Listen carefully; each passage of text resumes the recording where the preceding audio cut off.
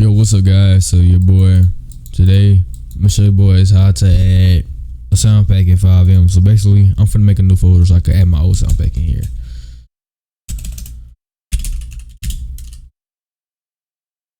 Alright, so now you do that. Bring it to the side. Go to your File Explorer.